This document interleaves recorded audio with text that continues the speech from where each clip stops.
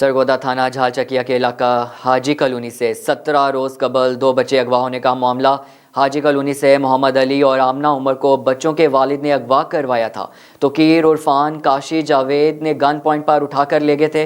सरगोदा थाना झालचकिया पुलिस ने 9 दिन बाद FIR दर्ज करके एक मुलजिम को गिरफ्तार किया था। सरगोदा पुलिस दीगर मुलजिमान को गिरफ्तार और ना ही बच्चे बरामद कर सकी। बिस्मा बीबी का खावंद के साथ तलाक का केस चल रहा था।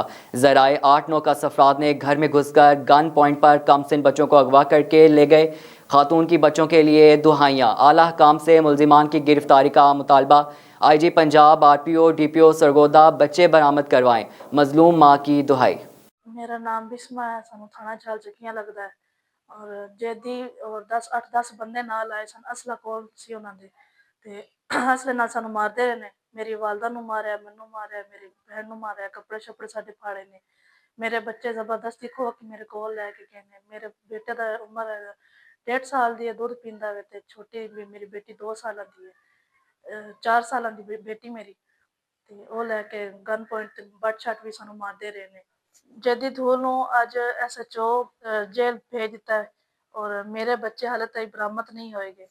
ਲਿਹਾਜ਼ਾ ਮੇਰੀ ਅਪੀਲ ਹੈ ਮਰੀਮ ਨਵਾਜ਼ ਅੱਗੇ ਤੇ IG ਪੰਜਾਬ ਅੱਗੇ ਮੇਰੇ ਬੱਚੇ ਮੈਨੂੰ ਦਿੱਤੇ ਜਾਣ, ਜਿਸ ਹਾਲ ਵਿੱਚ ਮੈਨੂੰ ਲਿਆ ਕੇ ਦਿੱਤੇ ਜਾਣ।